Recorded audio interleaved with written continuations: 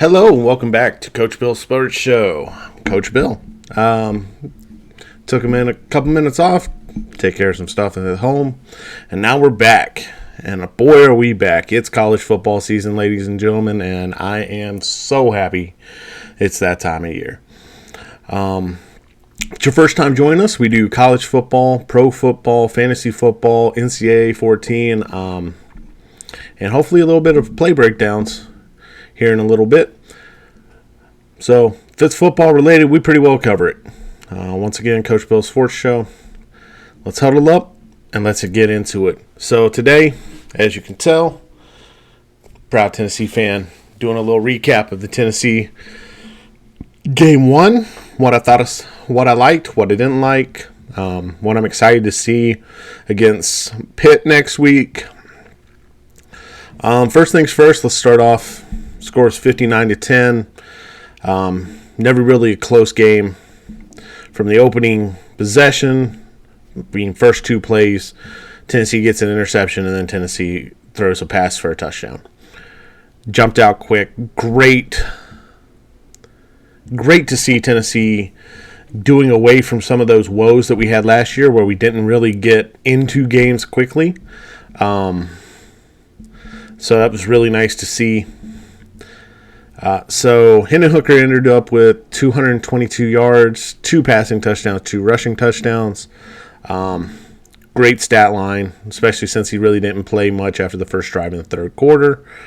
I really liked that they showed off a little bit of Hendon Hooker's rushing ability as well with a couple read options down toward the end zone. I think later on in the season that'll definitely be helpful for the team. And for Hendon Hooker himself, a little bit of a confidence boost coming out of your first game with 4 touchdowns. So Hooker was efficient. I think he was 18 out of 25. We didn't really see that number 2 wide receiver step forward for Tennessee. But what we did see is Tennessee has a lot of depth at wide receiver, which is a wonderful thing to see. Last year it was essentially 2 wide receivers, and that's what we had. It's good to see a lot of the young guys. Brew McCory transfer, a lot of them stepping up, stepping forward. That was a very, very pleasant surprise, I guess is the best way to put it, as a Tennessee fan. The offense looked good. I think it was Jalen Wright that led the team with rushing. But all the running backs were looking good. We got to the point where we were able to put in Heath Schuler as a quarterback. So, no offense to Schuler, but I don't think he'll get very much play time throughout the year. I was pleasantly surprised by our defense. Some very opportunistic turnovers. They didn't play well on the last drive in the scrimmage. They got really lucky there on the first half. So that does need to kind of be, I don't want to say fixed because, they pitched a shutout until after halftime. But that is something to look at. The late time scenarios for them. So overall, it was a really good game for Tennessee and Tennessee's fans. We were able to get a lot of guys, a lot of experience. A lot of good experience, I guess is the best way to put it. Especially, heaven forbid, nobody ever wants to wish a injury on anybody. But in case there was an injury that happened, this game could really help with bridging that gap just in case. And it does well to keep kids in-house if they know they can get playing time in games. So, another good thing. It was really good to see this offense. I don't want to say take a step forward, but continue to progress from what we saw last season. I think this is our fourth 45-point game in a row, which is a Tennessee record. Now that I've said all the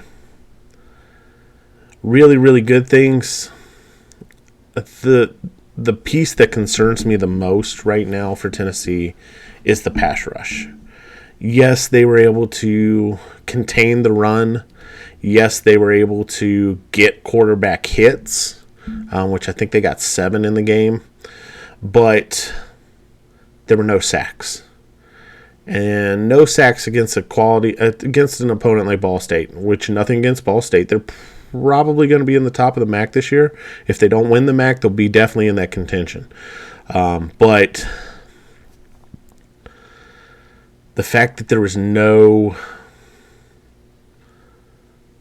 sacks, while there were 3 turnovers, no sacks does concern me. I'm going to need to see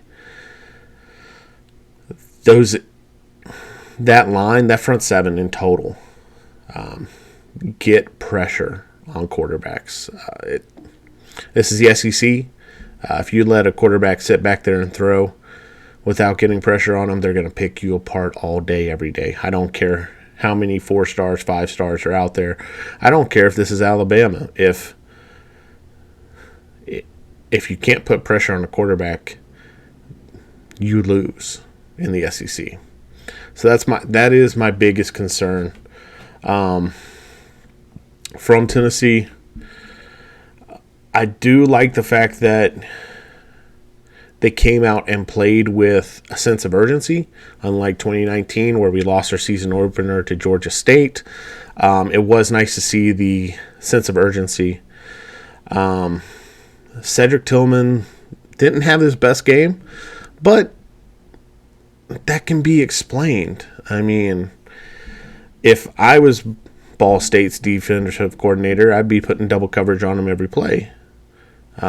Prove to me you have another wide receiver that can beat my team.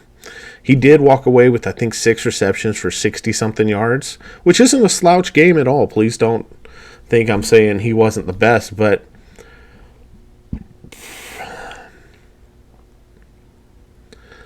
he didn't get a touchdown, which snapped his 7-game streak of games with a touchdown.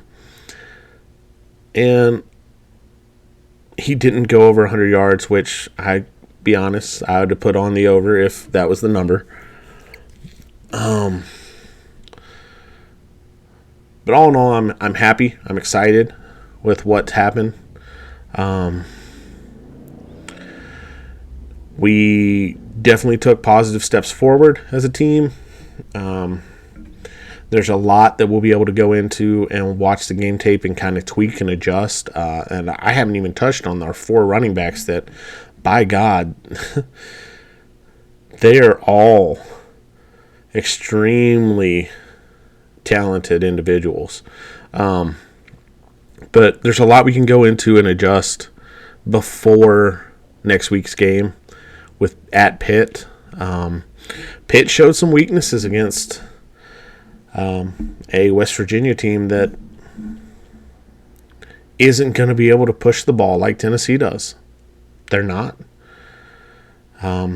Pitt had to have a pick 6 to win the game, which, don't get me wrong, a win is a win, and at the end of the day, that's all that matters. But this is a little bit of a revenge game. They let Pitt come into Tennessee last year and beat them. It's a little bit of, you hit me on the chin last year, now let me hit you back kind of game. Especially when they gave up 27 points in the second quarter of that game. This is one of those defensive games. This is one of those games for the defense where you got to step up. You're going to have to show you've improved. Take that next step forward. And a lot of that's going to come down to the pass rush. Can we put pressure on that quarterback? Can we get in his face? Can we disrupt his rhythm? Can we force errant throws like we did in the first play of the game? It didn't go down as a sack, but hitting that quarterback, putting that pressure on him, made him throw that ball just a half second sooner. And because he threw it a half second sooner, your linebacker was able to pick it off. And that's what I need to see from Tennessee in this next game is pressure from the defense, in particular the front four.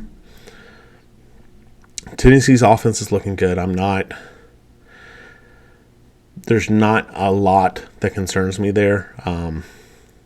While I do hope that we have a number 2 wide receiver step up and claim that role, the amount of talent that I saw at wide receiver definitely gives me hope that even if one doesn't really step forward, there's a lot of guys there that can take that role. Not to mention Wright, Small, and Sampson in the running backs. They're going to be a force, and with us being able to spread the field, you're going to have to pick your poison against Tennessee's offense. I think it was Small last night who, with the help of the line, pushed the pile for another 5 yards for a touchdown. 218 rushing yards last night from the running backs and quarterbacks, because Hendon Hooker, he only had 12 yards, but 2 touchdowns. And then, 350 yards passing. A lot of that was helped by a 60-yard bomb by Milton. But even still, Tillman had 6 receptions, 68 yards. Holiday had that 60-yard bomb, 53-yard bomb, excuse me.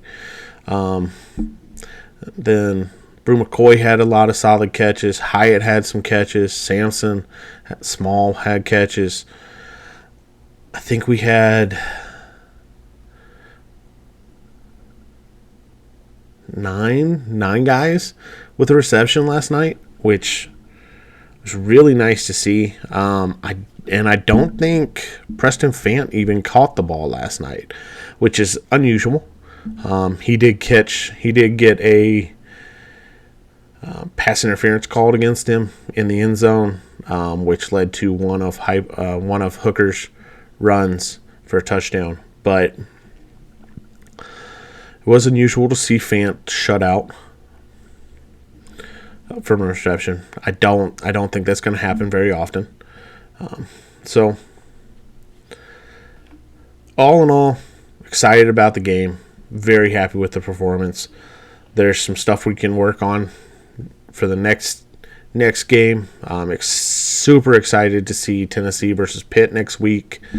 If Tennessee doesn't end up ranked, which I think they will, I think Tennessee jumps into the low 20s, probably 24, 23, somewhere in there when it's all said and done at the end of this week. So it becomes a matchup between, I think Pitt's at 17 and Tennessee would be in the 20s. Be a ranked matchup. Be a good game. It'll be a very good game. So looking forward. Excited. Thank you for watching. Please like, comment, subscribe, all that good stuff. It definitely helps the channel, helps us here, helps us bring you more content. And I hope you have a wonderful rest of your day. Ready, break.